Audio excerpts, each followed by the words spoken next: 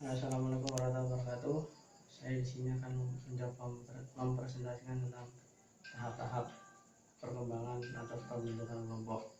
Yang pertama yaitu performing. Tahap ini merupakan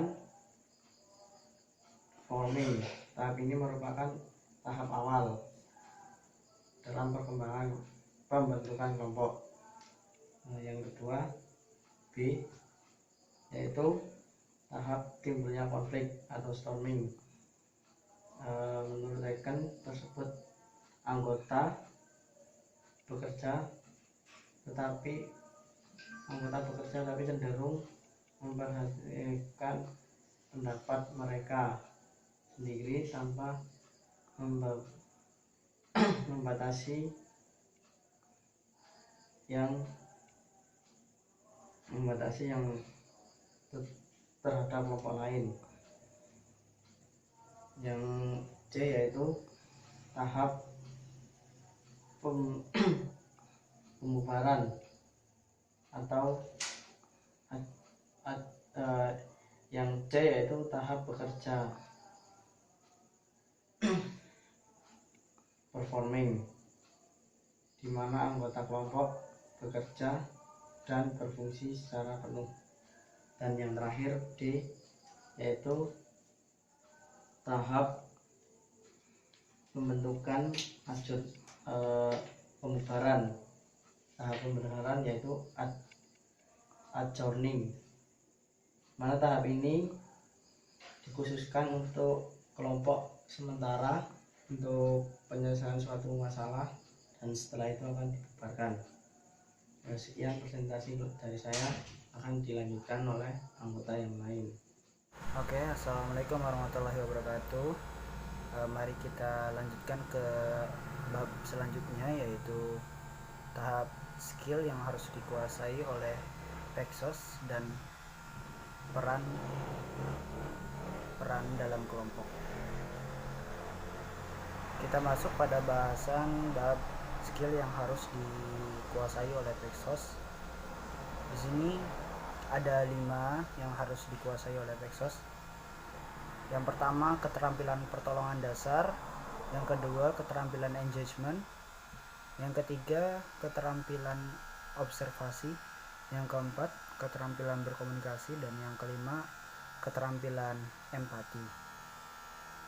Di sini mengenai keterampilan pertolongan, yaitu Pexos harus dengan senang hati menolong kepada klien, berbuat dengan secara ikhlas, karena di sini memang ditujukannya bahwa Pexos itu adalah relawan yang dapat menolong klien.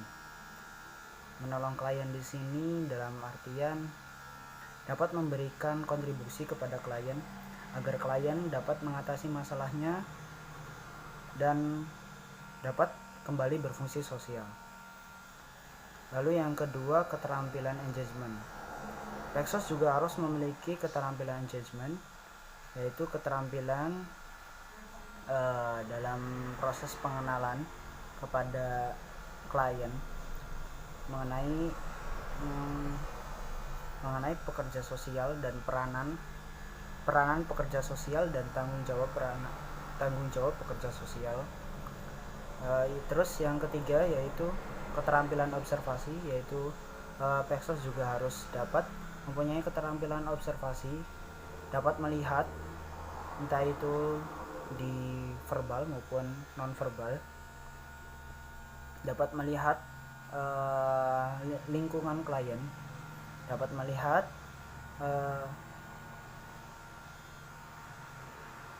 deskripsi daripada klien itu sendiri. Lalu yang keempat, keterampilan berkomunikasi. Pexos juga harus dapat menguasai keterampilan berkomunikasi agar setiap kegiatan yang dipimpin oleh Pexos itu dapat diselesaikan dengan baik bersama klien. Tentunya ini merupakan satu modal hal yang sangat penting bagi Pexos, bahwa Pexos harus terampil dalam berkomunikasi kepada klien agar klien dapat menceritakan setiap masalah-masalah yang dihadapi oleh klien itu sendiri. Lalu yang kelima, yang terakhir, yaitu keterampilan empati, yaitu Pexos juga harus bisa melakukan sikap empati atau mempunyai skill empati, yaitu merasakan apa yang dirasakan oleh diri klien itu sendiri, dan juga dapat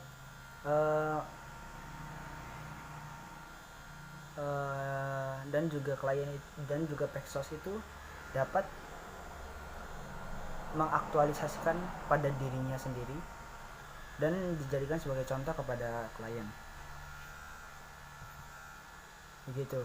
Selanjutnya, peran dalam kelompok. Di sini ada dua yang dapat berperan, yaitu peran pemimpin dalam kelompok dan peran anggota dalam kelompok. Peran anggota dalam kelompok yaitu yang pertama, menjalankan proses intervensi, yang di sini intervensi kelompok yang dimaksud.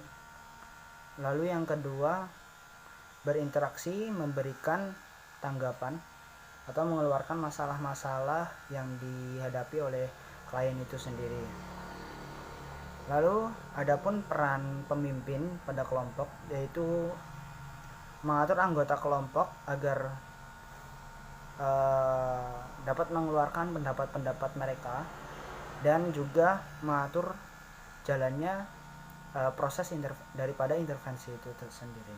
Terima kasih. Selanjutnya kita masuk kepada pembahasan yang terakhir, yaitu tentang kekuatan atau power. Nah, kenapa kekuatan atau power itu sangat penting bagi pekerja sosial dalam intervensi kelompok? Jadi, dalam implementasinya, perspektif berbasis kekuatan ini menggunakan suatu prinsip yang mendasari adalah bahwa individu-individu akan berperilaku baik di masa depan ketika mereka dibantu untuk mengidentifikasi, mengenali, dan menggunakan kekuatan-kekuatan dan sumber daya yang tersedia dalam diri mereka dan dalam lingkungan mereka. Kekuatan dari perspektif ini sebetulnya juga berasal dari nilai-nilai yang ada pada pekerjaan sosial itu sendiri. Nah, seperti self-determination, empowerment, worth, and human dignity. Nah, berdasarkan pernyataan di atas, maka dapat dikatakan bahwa perspektif kekuatan merupakan amanah sekaligus dasar filosofis dari profesi pekerjaan sosial. Salah satunya adalah pada prinsip hak untuk menentukan dan memutuskan dirinya sendiri. Nah, klien diberi peluang dan kesempatan untuk memikirkan dan menentukan jalur hidupnya sendiri berdasarkan potensi dan sumber yang dimilikinya. Kebebasan untuk bertindak menentukan arah hidup berdasarkan potensinya tersebut juga dapat dipandang sebagai upaya pemberdayaan pada diri klien. Jadi hal ini dapat dipandang penghargaan dan penghormatan atas segala sumber dan potensi yang dimiliki oleh seorang klien.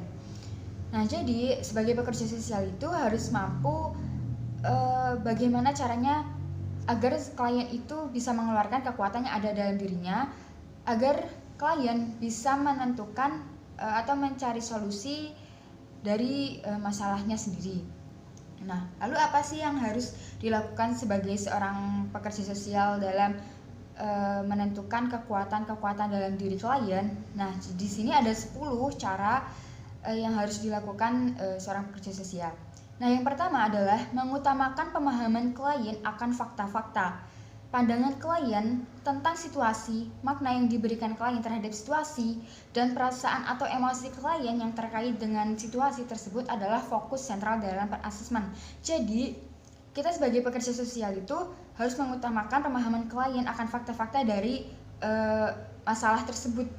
Seperti itu. Lalu yang kedua adalah mempercayai klien. Mempunyai praduga tentang klien yang tak dapat dipercaya bertentangan dengan nilai-nilai pekerjaan sosial tentang menghargai individu dan mengakui martabat klien. Tidak ada bukti bahwa orang yang membutuhkan pelayanan pekerjaan sosial lebih mengatakan hal yang tidak benar daripada orang lain. Jadi kita tidak boleh kayak berprasangka kepada klien gitu. Semisal ada intervensi kelompok penerima PKH atau program keluarga harapan, dan di salah satu kliennya itu kayak bercerita dia tuh seolah-olah kesusahan, terus seolah-olah melebih-lebihkan dari ceritanya gitu. Nah, kita tuh harus percaya bahwa klien itu tuh benar seperti itu. Lalu yang ketiga adalah menemukan apa yang diinginkan klien. Nah, di sini ada dua aspek keinginan klien yang membuat struktur kontrak pekerja sosial dan klien. Yang pertama, apa yang diinginkan dan diharapkan klien dari pelayanan. Nah, yang kedua, apa yang diinginkan klien terjadi dalam hubungannya dengan situasi masalah yang dihadapi. Ini mencakup sasaran klien dan berkaitan dengan apa yang dilihat klien sebagai situasi sosial yang berhasil dalam mengatasi masalahnya. Jadi di sini dari awal kontrak kita dengan klien, kita tuh harus bisa menemukan apa yang diinginkan seorang klien dari pelayanan pekerjaan sosial ini. Jadi yang paling utama itu adalah keinginan dari klien untuk memutuskan atau menyelesaikan masalahnya. Lalu yang keempat adalah arahkan asesmen pada kekuatan pribadi dan lingkungan. Nah, di sini ada hambatan-hambatan pribadi dan lingkungan klien dalam mengatasi situasi sulit. Namun, apabila Peksos dan klien yakin bahwa solusi terhadap situasi sulit terletak pada kekuatan klien, maka akan membawa hasil. Jadi, walaupun ada hambatan-hambatan dalam diri klien, yaitu tentang lingkungan atau pribadi gitu. Nah, seorang pekerja sosial itu harus bisa mengarahkan atau ngebuat klien itu tuh sadar kalau dia tuh punya kekuatan dalam dirinya dan juga dalam lingkungannya, kalau dia tuh bisa menyelesaikan masalahnya, seperti itu. Lalu yang kelima adalah buatlah asesmen kekuatan bersifat multidimensi. Nah, kemampuan klien untuk mengatasi situasi sulit terletak dalam keterampilan, interpersonal, motivasi, kekuatan emosional, dan kemampuannya untuk berpikir jernih. Jadi di sini kekuatan klien itu nggak hanya kita fokuskan pada satu, entah keterampilannya atau interpersonalnya, tapi kita ngebuat klien itu tuh kekuatannya tuh bisa di mana-mana gitu. Jadi saat klien memutuskan atau menyelesaikan masalahnya tuh nggak terfokus pada keterampilannya, tapi juga pada kekuatan emosionalnya dan kemampuan untuk berpikir jernihnya. Nah, lalu yang keenam adalah gunakan asesmen untuk menemukan keunikan. Nah, asesmen yang berfokus pada kekuatan klien harus diindividualisasikan untuk memahami situasi unik yang dialami klien.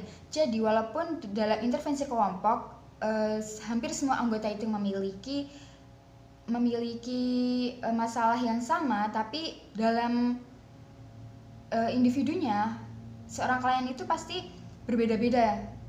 Dia menerima masalahnya, terus masalahnya itu berdampak seperti apa. Jadi seorang pekerja sosial itu harus bisa menemukan keunikan pada masalah-masalah klien.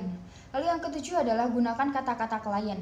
Gunakan kutipan langsung dari klien untuk menyebut dan menjelaskan masalah serta solusinya. Jadi kan karena ini adalah masalah klien, jadi kita tuh juga harus menggunakan kata-kata yang digunakan klien gitu saat bercerita. Misalnya klien menyebut marah, kita harus juga menggunakan atau mencari solusinya dengan kata marah, seperti itu. Lalu yang kedelapan adalah lakukan asesmen sebagai kegiatan bersama pekerja sosial dan klien. Nah, pekerja sosial dapat mengurangi ketidakseimbangan kekuasaan antara dirinya dan klien dengan menekankan pentingnya pemahaman dan keinginan klien. Peran pekerja sosial adalah mendengarkan serta membantu klien menemukan solusi dan mengklarifikasi suatu masalah. Jadi di sini seorang pekerja sosial harus bisa menghilangkan ketidakseimbangan antara klien dan juga pekerja sosial. Jadi pekerja sosial itu tidak boleh merasa dirinya itu lebih tinggi dari klien, dan klien tidak boleh merasa dirinya lebih rendah karena sebagai penyandang masalah. Nah, yang kesembilan adalah capailah kesepakatan bersama tentang asesmen.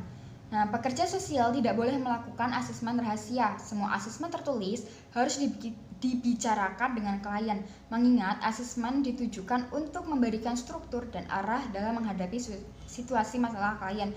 Jadi antara klien dan juga seorang pekerja sosial itu tidak boleh ada rahasia gitu. Jadi pekerja sosial juga apa yang ditulisnya juga harus dibicarakan dengan klien agar tidak ada kesalahpahaman seperti itu. Hal yang ke-10 adalah hindari tuduhan dan menyalahkan. Saat klien bercerita tentang masalah yang dihadapinya, seorang pekerja sosial tidak boleh menyalahkan atau menuduh bahwa klienlah yang salah.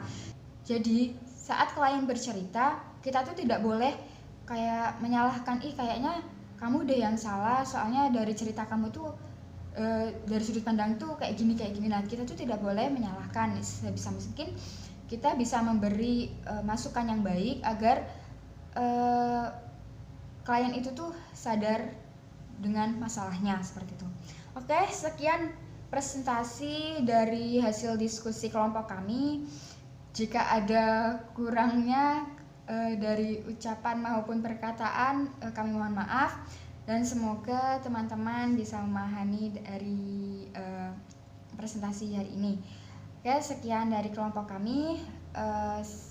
Wabillahi taufiq wal hidayah. Wassalamualaikum warahmatullahi wabarakatuh.